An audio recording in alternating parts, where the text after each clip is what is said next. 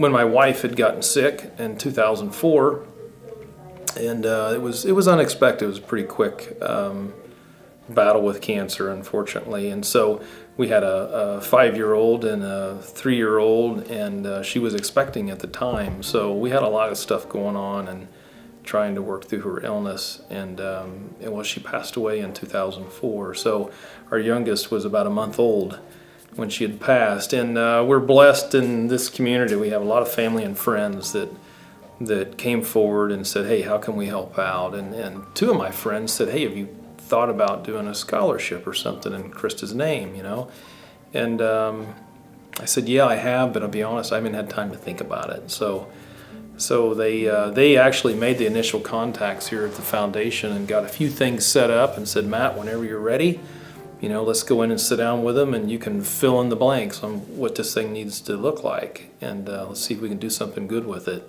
The foundation was great about saying, here's what a memorial scholarship can do, and here's what it takes to support it and get it built up.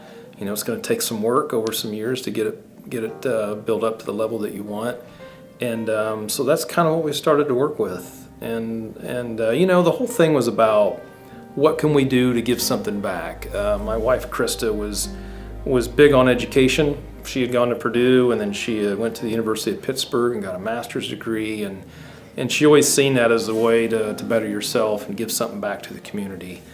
And she was involved in adolescence and youth and doing counseling. She was in social work and really liked that field. She always thought that is the heart of how you can help a family and a young family out and getting started, and kids, and getting them onto their first step in life in the right direction. So the scholarship was a natural fit, and after you lose someone with something as tragic as cancer, and how it can impact and affect a family in a community, the scholarship was something that we felt we were doing something positive.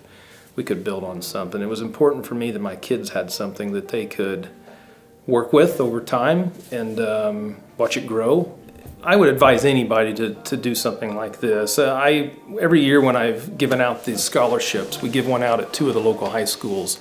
I sit in the stands every year and I read the program, and I always make a point to count how many memorial scholarships in the community or in those programs, and there's never less than 75 to 80 every year. And so, when you think about to be a part of a community like this in Greensboro, Decatur County, that has that many businesses and families that give back, it's a pretty neat thing. So, I always make a point to say, hey, we're blessed to be a part of a community like this that wants to give back. When you see 75 to 80 of these programs in here that kids can fill out to help with education expense, it's a great thing. It doesn't happen everywhere.